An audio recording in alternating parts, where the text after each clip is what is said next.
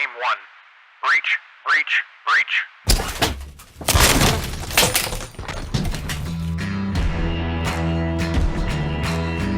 You're listening to Breach Your Mind.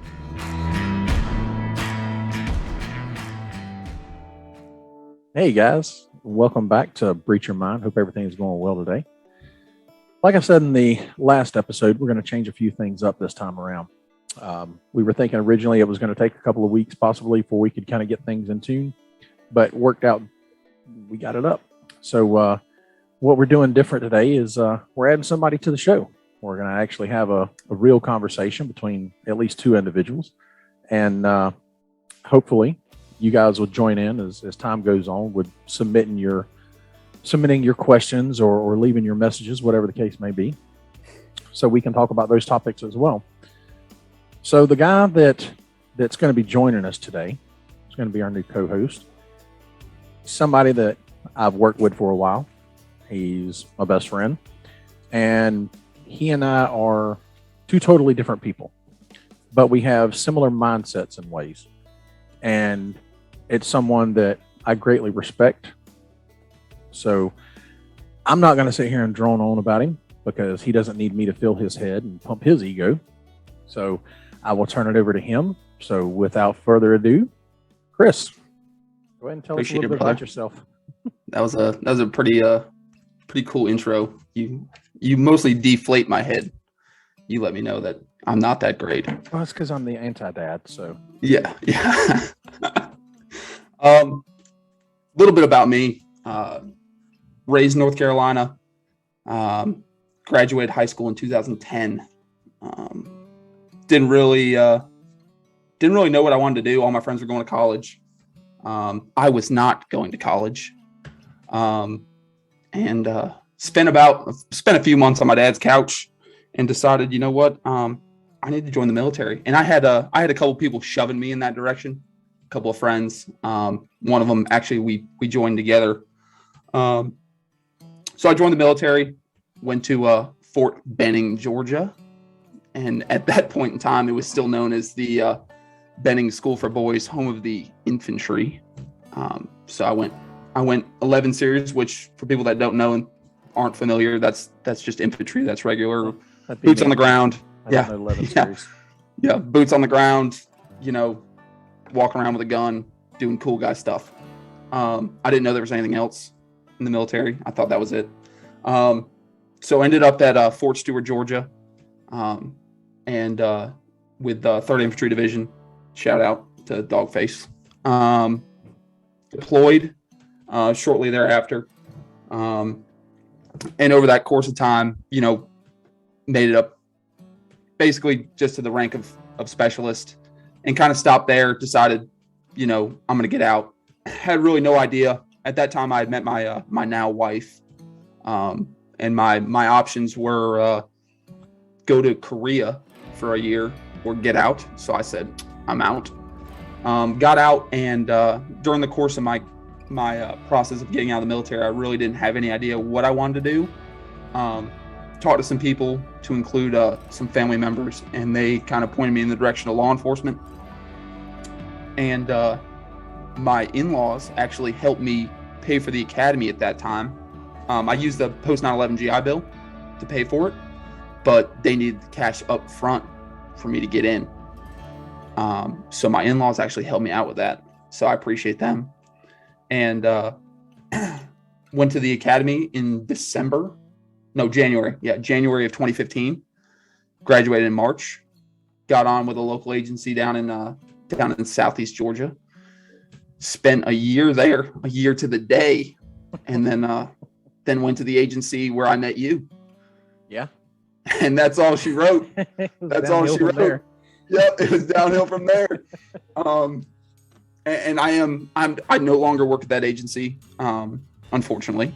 Yes. But I am still currently active in law enforcement. I won't get into where I'm at or who I work for, but I'm still currently active in law enforcement. I love what I do every single day, even the bad days where I'm just like, man, why do I do this to myself? But we all have that day.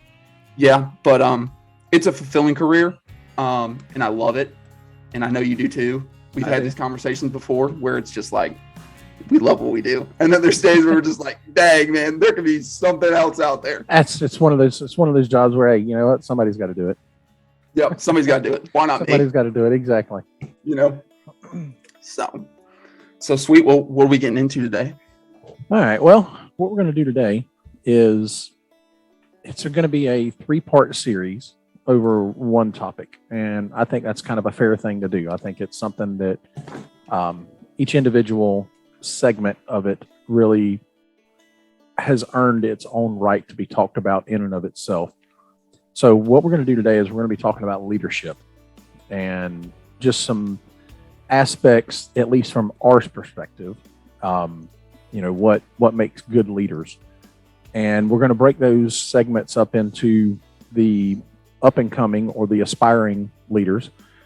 Then we'll have the other section or the other segment on the current supervisors or newly promoted managers, the middle management individuals. And then that third segment is going to cover the upper management or the admin portion of it. And I think you would agree that, it's worth mentioning that this is just our perspective. This is not saying we're 100% right. Obviously, there's a lot of aspects of different things that if we've not filled those roles, we don't fully understand. But at the same time, it doesn't stop you from having ideas and things or I guess you'd call it just ideas on if you were in that position, what you would do. So that's what we're going to do today. We're going to go ahead and cover that first segment this week on the up and coming or aspiring leaders. And to me, I feel like that's important. We always say, today's kids are tomorrow's leaders, but I don't know that anybody ever really kind of focuses on that. They just kind of mull through life and everybody kind of picks out their way as they go. And of course, there's, tons of literature out there and podcasts and videos and things of that, because people are talking about it, but it doesn't really catch any kind of mainstream. And at least back when I was going through school, it was definitely something that wasn't really imparted into us in school. It was one of those, all right, we're going over social studies today and we're going to cover the War of 1812 or, whatever the topic was. And that's great. We need to know that stuff. But in my opinion, our schools don't teach us enough life lessons along the way. And we're left figuring out on our own. And as you and I both know, as well as everybody else in our profession or career field, figuring it out on your own is not always the easy way. And you can quickly get lost and kind of go down the wrong path. And that's where we come into play, or anybody else in our particular career field. So the up and coming and inspiring leaders.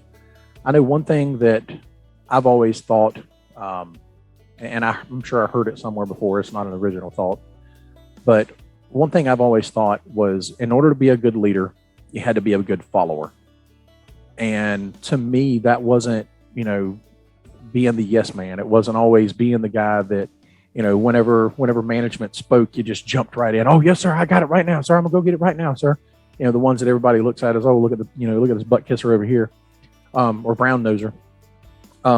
It was somebody that could follow the directions, follow the orders, or whatever you want to call them, execute those orders or plans to the, I guess you'd say the quality or whatever that was requested, and at the same time try to offer something else. Like when the boss or whoever says, hey, this is what we need to get done, hey, well, this is my idea on it, yada yada yada, I move on with that. That to me is taking a active role in becoming a leader, or just in general being a good follower, which is going to lead to being a good leader. So I think that's my first thought. And that was, I know that right after tech school, when I started doing my traditional guardsman, one of the guys that was in the prop shop working with us, he left the prop shop because he had finally gotten his bachelor's degree, got selected to go off to off candidate school, and he became, I believe, one of the navigators on the C-130, the H models that we were working on.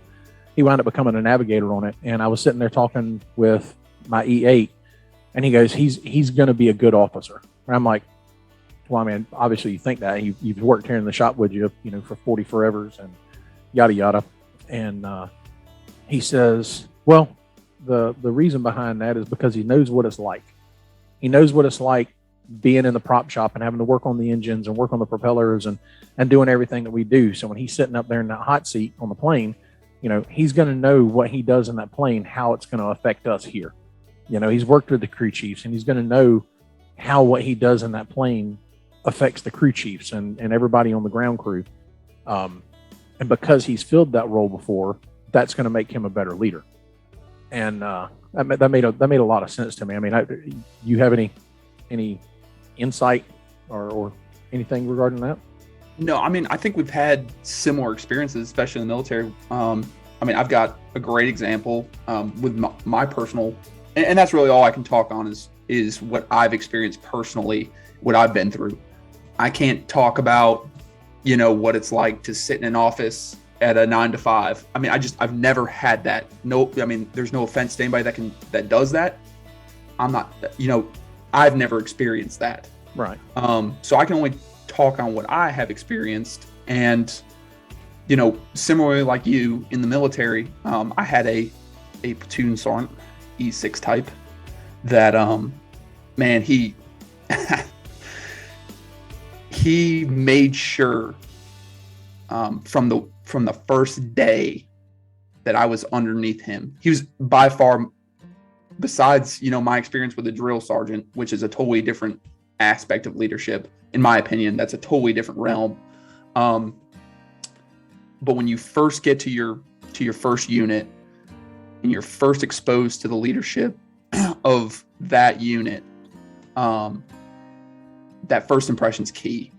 And man, did he make a first impression. I'll never forget it till the day I die. I can only assume it had something to do with your mouth and you getting smoked.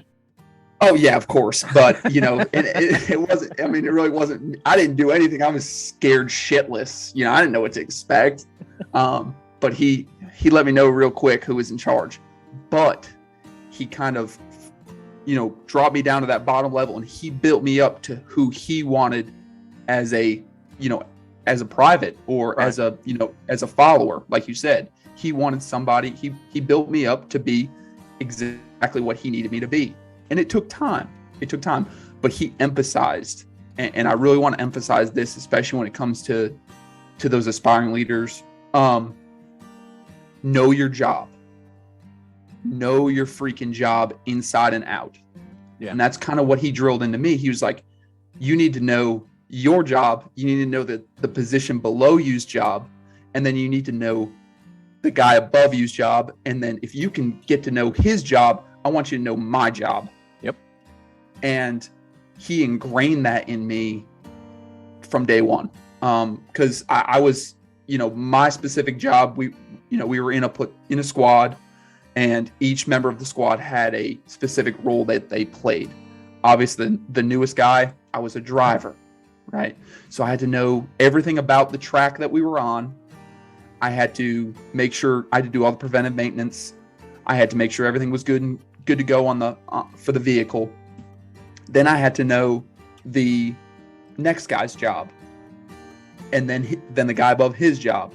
And as I moved up in the ranks, not even in the ranks, as I moved up in the squad and learned all those jobs and got good and proficient at those jobs, I was able to maintain those jobs, even though I didn't have the rank. Yeah. Which was I put in the work, but he also saw like, hey, he's putting in the work. He knows this stuff. I'm going to keep him at this job because he's good at it. Yeah. So I think I really want to, again, emphasize, make sure you know your job.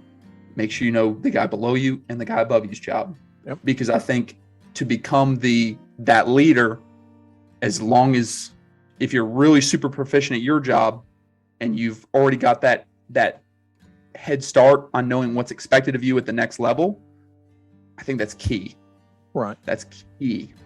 Yeah, and if you'll remember working with me, that was one of the things that I kind of imparted on everybody on the watch too. Was, I want everybody to know how to do the corporal's job. I want everybody to know how to do my job. You might not know all the ins and outs of my job. You might not know all the ins and outs of the corporal's job, but it's important to know those roles. And that was what I imparted on the watch is, I want everybody to step up and learn those things, because you never know when you're going to be thrust into that position to have to make similar decisions. And to me, that was one of the most beneficial things to me, even when I was, still the zone guy, which was, noticing what the corporal was doing and not modeling myself, but learning everything that the corporal had to do, especially once I decided that, moving up in the management and things like that was something I wanted to do. That was something that was important to me, which was learning those jobs. I obviously knew my job, but I didn't know theirs. So that was something that probably helped that my FTO was also my corporal for a while, take that for what it was. But that was important to me, which was doing that. And I think once I became a corporal, because I was already, I guess, mentally prepared for it, I was better at it. So yeah, I can, like I said, something I did with the watch. So I was obviously 100% supportive of that. Yeah. And everybody that's listening, if we use some acronyms that you may not be familiar. Yeah, you may not be familiar with, because we do talk cop and we talk military every once in a while. FTO is Field Training Officer, which is basically when you become the new guy, you get assigned to a senior deputy or officer, and their job and their role is to teach you the job. You've been through the academy, but their job is to teach you what is expected of the agency and all the paperwork and all that stuff. That's their job. Well, so I just kind of wanted to clarify that. Yeah, that, and it's, there's such a huge separation between learning in the academy and what you learn in FTO too. I mean, when you're in the academy, they teach you the laws and they teach you this and they teach you criminal procedure, and they teach you the paperwork or the paper aspect of it. But when you get into field training, that's where the metal meets the bone. That's where you learn how to apply everything that you've learned sitting in the academy, plus more. Right. Exactly. You really learn how to actuate those things that you've learned. Right. Exactly.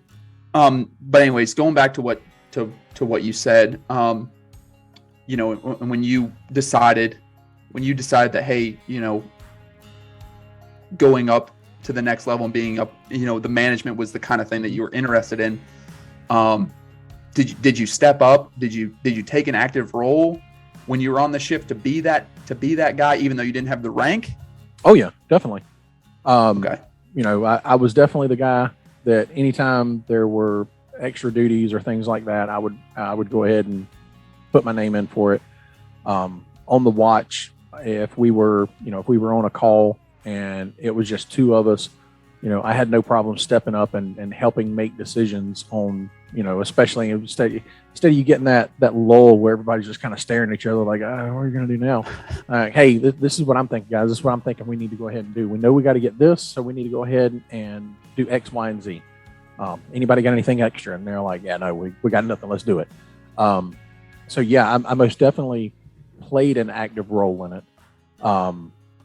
And then with the watch that I was on at the time, I was actually afforded that leeway, which was something that was really nice too. It's always really nice when you're in a position, and I would say not just in our profession, but whether you're in the private sector or whether you're in business or even if you're a line cook somewhere, having management that's willing to give you that latitude to take a more active role, I think that teaches you a lot. I think you get a better perspective of your leadership that's above you. But two, it really teaches you a lot, because one of the things that was said to me, and I don't remember when it was in the career, but it was said to me, if you've got a question, don't call me with only a question. If you've got a question, call me with the question, but already have a solution ready. That way, when you say, hey, this is what I got, this is what I was thinking, then I can tell you, okay, well, this, this follows in the policy and you can do this and it's legal and yada, yada, yada. That was something that was really big. And that's something that I brought into my own leadership abilities or my leadership skills, was telling my people, look, I want you to think for yourself. I need you to have that critical thinking skill to be able to make those decisions. So if you've got a question, by all means, call me, but don't call me empty-minded. I mean, we obviously come across situations where we've never faced them before, and we're like, yeah, I got nothing. I don't know how we're going to do this. But at the same time, try to develop some kind of a idea or an actionable plan. That way, when you call me, you can say, hey, this is what I'm doing, or this is what I got, this is what I was thinking about doing, and then we can fine tune it from there. Or if we've got to scrap it and go to something all different, but at least you're taking that step to have an active role in the development of your own leadership skills. By going ahead and trying to think for yourself, that to me is extremely important. If you're just somebody that's not going to have any idea of what you got going on, you're lacking in some other skills that you need to focus on and kind of get up there. And with a lot of people, especially now that I've been in supervision as long as I have, with a lot of people, one thing I've noticed is it's not the fact that they don't know. It's not the fact that they don't know what to do, but they lack the confidence in themselves to want to vocalize their idea. And that's something that you got to push past on your own. Everybody can try to help you with it, but you've got to push past your own self-confidence to be able to have your own voice. And I think you and I can both think of one particular individual that we both know that, well, that's what I was thinking. You talk to them and that's their response is, oh, well, that's what I was thinking. Well, why didn't you say that? Why, if that's what you were thinking, and why didn't you do it? Or why didn't you say that to begin with, going, this is what I got, I don't know what I'm doing. And it's not a bad thing, but at the same time, it gets a little frustrating. It's like, look, this, what you're doing, and that's part of trying to instill that confidence, especially once you get into that supervisory role, is, what you're doing, you've got it. You don't have to ask these questions. You've got it. Now, if you want verification, by all means, but you've got this. Yeah. And I think that's when you're that aspiring leader or somebody that's trying to come up, that's one thing that confidence, man. And I think everybody can help with it. But again, it's something you have to do on your own. Ultimately, you've got to decide, you know what? I'm going to put it out there. And if I'm wrong, I'm wrong. Yeah. You've probably heard me say it before. What's the worst they're going to do? Eat me? Yeah. The worst thing that's going to happen is you're going to be told, yeah, no, that's not a good idea. Or, that was stupid. Okay, so what? It was stupid. It was wrong. So what? You come up with a different idea, or if it's wrong, all right, well, that was what I was thinking. That's all I got. What you got, but that's what was nice with you, working with you. That's what was nice is we would have a task. You would give us a task, or let's just say we'd get a call, right? Mm-hmm. We'd get a call and it was a hot call, man. Let's go. What I mean? We all won't. Oh yeah, that lights and sirens action, baby. We're adrenaline dump. Running a buck down a country road. Lights and sirens heading to go save the world, and we kind of as a shift, especially at that time, we all knew those hot calls. We knew those specific ones. Gun involved, that kind of thing. We were going to hold up a minute, and we were going to make sure we were going to get there in a quick amount of time, but we were going to hold up a minute. We were going to wait for each other, and we were going to kind of gather our thoughts and plans, and then we were going to go. Yep. But the best thing about you was, specifically, me and my partner, we worked well together, mm-hmm. And we always knew we could boom, boom, boom, boom on the fly. Yeah. And we kind of knew what we were thinking, what each other was thinking. And we'd say, hey, Sarge, this is what we got. This is our game plan. And you'd say, well, sounds good to me. Because the thing with you, as long as we were within policy, which is key, And as long as we were, not violating anybody's rights, That's a big one. that's a huge one in our line of work.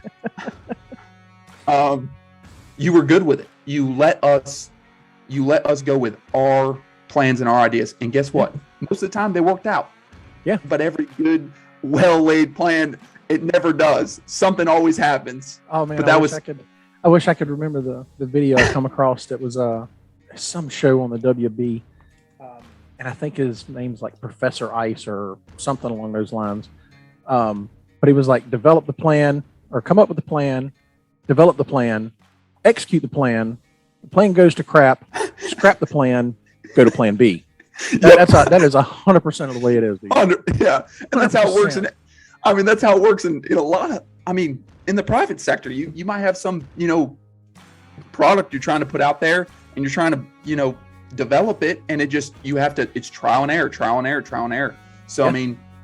but it takes the leaders to let the guys below them figure it out. Yeah.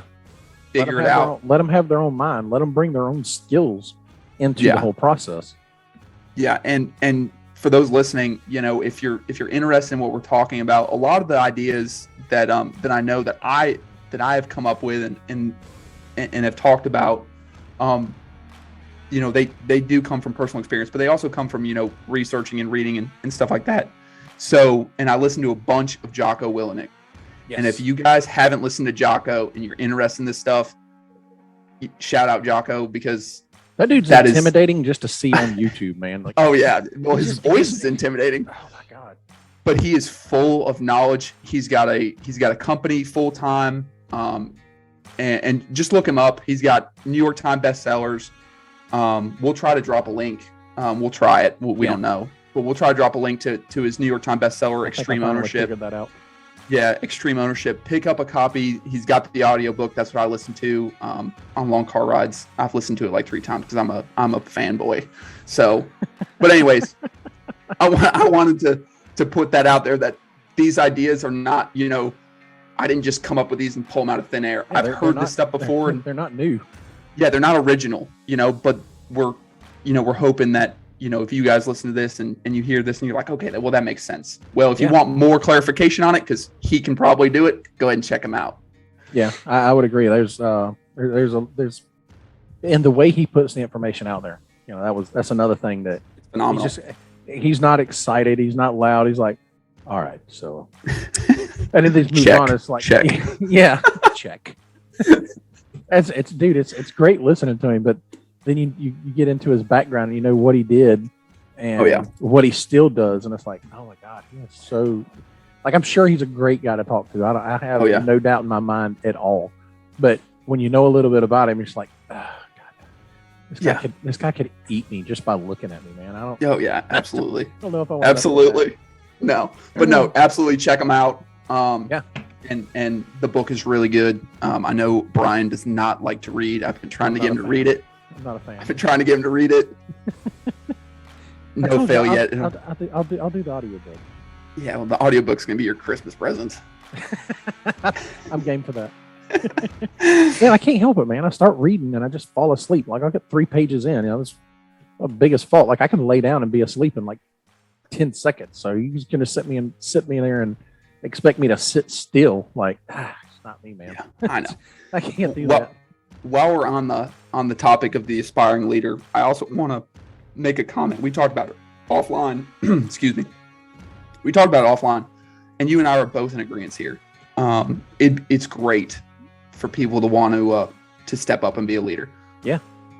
Sometimes it's okay to be a follower, though, too. It's 100%. Okay. Yep. You don't. If you're just not there yet, that's fine. Be the best damn follower you can freaking be. Yeah. Give 110% effort, and make your supervisor's job easier. Yeah. There's nothing wrong with that. And some people have it and some people don't. And it's okay not to have it. Yeah. I mean, you know what I mean? That falls into the know your strengths and weaknesses kind of thing. Yeah. Some people can't develop those skills. It's all of our brains are different. The chemistry is different. We all got different backgrounds and things that we've done through life. So we're not all going to be geared toward the same thing, and that's 100% okay. Which kind of leads me into what I was going to be talking about here in a second, which was those unofficial leaders. And I had told you, I didn't, keep it from you.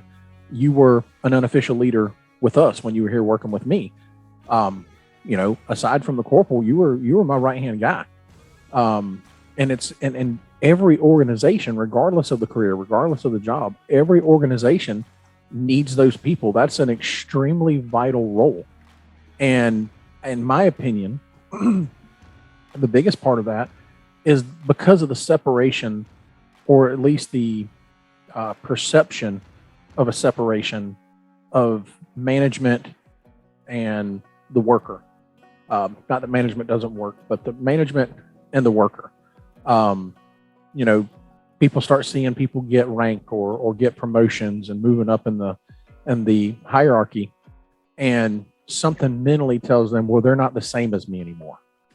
So they still have to have somebody that they can go to. And for people that have that lack of confidence, that lower confidence, and want to bounce an idea off somebody, but don't want to think that the leaders are, going to look down on them for having a bad idea, they have to have somebody to talk to, and it may not be their friend on the watch. It may be the one that they look at and they're like, okay, that person knows what they're doing. They're smart. I don't see them screwing up the job itself all the time. So let me go bounce it off them. And that's something that they do by trial and error.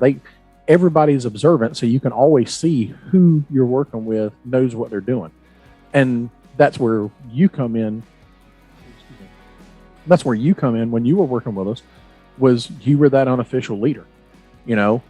Everybody leaned on you, and they had it might have been because you were so outspoken. I don't know, but that probably had a lot to do with it. You could be a little loud. But everybody kind of leaned on you. They had no problem calling you up, being like, "Hey, Chris, this is what I've got. What do you think?" Or, "Hey, I want to start doing more with interdiction, or I want to start doing more with running traffic, or different aspects of the job." They had no problem calling you up. And likewise, whether you knew or not, I think I eventually told you, but I would use you as my medium between my position and the zone guys.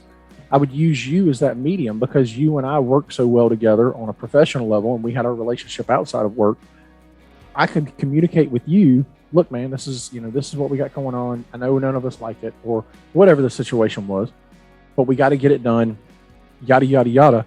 And before I know it, you're turning around without me going, I need you to get everybody pumped up for this or get everybody on board with it. Without me doing it, you would go back to the watch. And when it come time for me to say, all right, guys, this has come down from the top. This is what, we're going to have to start doing now, yada, yada, yada, blah, blah, blah, blah, blah. You were that guy that was like, hey guys, this isn't something Sarge, decided. This was something that come down from management. It's something we don't have any choice in doing. And I'm saying it in a negative context. It's not always a negative context, but I think you and I both agree that as much as cops in particular won't change, that is the worst thing. That is the worst thing. We won't change, but then when you change something, we're not happy. You lit us on fire. Yeah. So I mean, it could be something as simple as like when we changed report software. We went from using one report software. It was, oh my God, this is. There was nothing wrong with the old one. This thing sucks so bad, and it can't keep reports, and I can't get into it, and every excuse in the world. But then we started using it a couple years, and they're like, all right, guys, we're gonna start using this one. Oh my God, what's wrong with this one? There's nothing wrong with this one. It works just perfect. I love this one, and that's literally the one we were already complaining about. It's yes. You can't please us. We're always no. But even when it was things like that, you were my guy to communicate on that that level with everyone else. Like, hey, guys, there's nothing we can do about it. We can't change it. The only thing we can do is work with it and move on. Now, I'm sure you had plenty of conversations with other people and even with me where the true feelings come through. You have to have those conversations though, or you'll go mad. Oh yeah, you'll implode. You've got to vent. You've got to vent. But that's the thing, you know. I obviously wanted you to come up through the ranks, and eventually you were like, I'm just not interested, dude. But to me, you were a great leader. I mean, I think I even told you before, I wanted you to be a training officer. I wanted you to be a field training officer. You fought me tooth and nail on it, but I wanted you to I have do my those own things. opinion. I have my own opinion on that, though. We can get into that later date. But I have Okay. my own. I have my reasons for saying no at the time. I get it. I'm not faulting. I'm just saying, you know, I thought that your style, your leadership ability as the unofficial leader, you know, that was a great thing. And because people were so willing to talk to you, and because you were so willing to help people, you know, that was the deal. But at the same time, you know, staying on that topic of, you know, if you don't ever become a leader, I guess that's stupid. We're not going to put the video up. I'm sitting here doing air quotes, and there's nobody going to see that. So, air quote leader. You know, even though you never wanted to or did move up through the rank of promotions, you were still that leader. You know, you still took that role of unofficial leader, and you ran with it, and you made it your own, and you did it. And that falls in line with what you were just talking about, you know, some people, if you're not somebody that can be one of those promotable leaders, that's okay. Obviously, I'm not saying that's you, because I obviously think differently, but that's important. You know, if you can't be a promotable leader, you can still have leadership qualities and leadership aspects at the point of where you are now. Because if you wind up being an unofficial leader, that's a vital role, man. That's huge. That's huge for you to have your coworkers and people that doesn't work with you on a constant basis. It's huge to have them come to you for advice, you know, calling you up. Hey man, you know, the other day I had this call that I was doing this, you know, what's your thoughts on it? You know, that's a huge thing. It's a confidence builder in you, but at the same time, it just kind of, you know, reaffirms that leadership ability, because that's what a leader does. A leader is somebody that sits there and is willing to part that information out. So I think the role of an unofficial leader is equally as important as those that wind up moving up the chain. So, you know, just to reaffirm what you said, if you're not somebody that can fill those roles officially, I mean, there's absolutely nothing wrong with not being in that role. Nothing. Well, we also have to take into account as well. I mean, we're also talking not only to law enforcement, military, but we're also talking to the private sector. They may be in an industry that the chance for lateral growth isn't there. Yeah.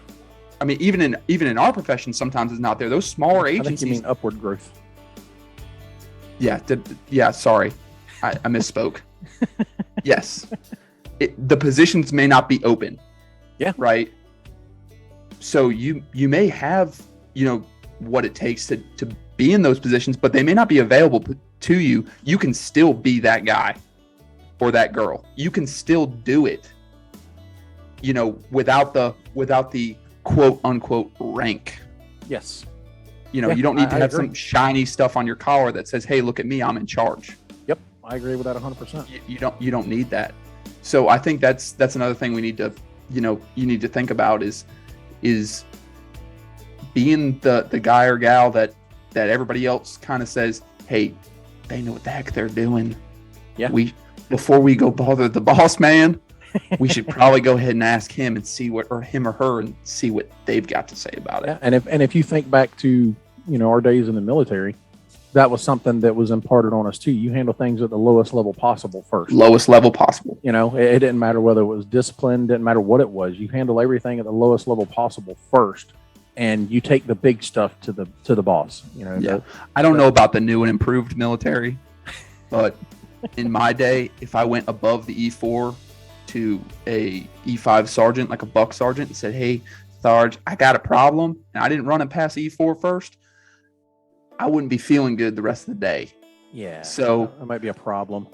Yeah, it may be a problem, but we're not saying that that's necessarily how it works in the private sector. But I may have based on emotional my distress experience, cards now. let's not get into that.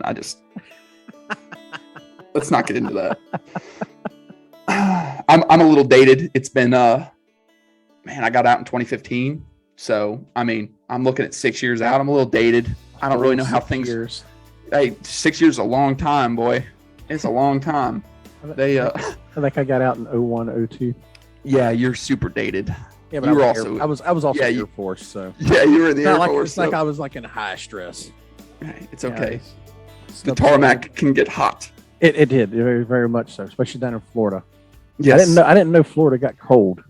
Yes. That was something interesting. Working over there in Fort Walton Beach, and the winter hit, and it was like 18 degrees on the flight line. I'm like, oh my God, this is with the Florida. wind chill. Yeah, I'm like, this is Florida, man. This is the Sunshine State. This is bull. Yeah. Sitting there on the B5 stand freezing. We've got the heater cart that we normally hook up to the aircraft. We've got it safety wired to the platform, blowing 200-degree air filled with freaking exhaust that's blowing up through the graded floor onto us. We're like, That's good for your health. Oh, it's great. I mean, it's Great for your health. Carcinogens. JP8 plus 100, man. It was fine. It was 100% No big fine. deal. Yeah, we're all holding our hands over it like we're sitting there with a campfire. It was great. And then, of course, you had me. I got these short, fat fingers, and I can't work on the engines with gloves on, so I'm having to take the gloves off in 18-degree weather and try. Ugh, I hate an engineer. I say hate. Hate's a strong word. You shouldn't hate. I dislike with a strong intent to hate engineers. Oof. Yeah. Oof. Because I have fat, meaty hands, and they're short fingers, and I'm trying to reach in here to, start this bolt that's stuck between a gearbox and an engine block. And yeah, they got all these special wrenches you're supposed to use that don't freaking work until it's already in the freaking hole. Yeah. So I think we touched on everything that we kind of wanted to touch on when it came to the aspiring leader or the unofficial leader. You got anything else? I honestly, no, I don't. We could go on and on about it, really and truly. I mean, we really could. I mean, there's a lot to touch stories on.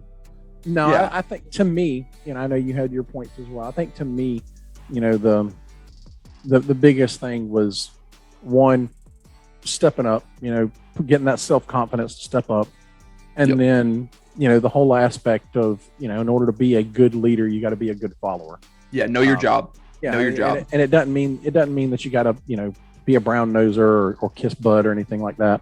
But, being that good follower, and by no means, I mean, you have to worship the ground of the admin, but at the same time, you've got to play that supportive role as well. So, right. No, absolutely. I think that's the big thing for me. Make your your supervisor, your leader's job easier because they don't have to worry about going back behind you and fixing all your mistakes. Yep. I mean, how many times did I tell people, I come on scene and you guys are already handling the crime scene log and you got the tape up, or I get on scene and I'm going, hey, who's got crime scene? Who's got, the crime scene tape? Who's doing this? And it's not because I didn't know you guys knew what you were doing, but at the same time, I'm responsible for making sure it gets done. And our response was, we got it, Sarge. Yeah. We got it. You can leave now. You're aggravating me. Go away. I think you were the only one that said it on scene to me. Yes, it was. No, there may have been one other person that I could think of that probably said the same thing. Yeah, there's at least one other. Yeah. But no, I think that's about what I got as far as the upcoming and spiral one. So sweet. Right. Well, if you've got nothing else on this one, then like Chris said, we'll drop a link for Jocko's podcast, and at least we'll try. I think I got it figured out, but we'll drop a link to Jocko's his book and his podcast. It's by no means is it a Bible, but it is a good resource for you to reach out and take in some information. It's not your Bible. What? I said it's not your Bible. I mean, I read it. I read it religiously. Yes, I don't worship at the temple. But fanboy status. It's not a surprise. Good beaver hair. Yeah, we'll drop a link in that. Man, any of you guys, if you don't click on the link, if it doesn't turn into a hyperlink, because we are getting started in all this, so be forgiving as you can. Just look it up. I'm sure he's on Amazon Books with Extreme Ownership, as well as on YouTube with the Jocko Willink Show. So just reach out to that. And by all means, that's not the only resource, but that's just one that Chris and I are both very familiar with and truly support. So yeah. All right. Well, I think that's gonna about wrap this one up. So guys, we really appreciate the time. We appreciate you hanging out with us, and hope you enjoyed the fact that we actually had some real conversation. A couple people bantering back and forth. That's going to be the format that we go with, and hopefully we can find our own way through this as we move forward. Let us know what you think. Reach out to us. We're on YouTube, Instagram, Facebook. So reach out to us and let us know. And as always, if you've got any particular topics that you want to hear or anything like that, just go ahead and reach out to us. All right. Appreciate it, guys. And we'll catch you on the next one.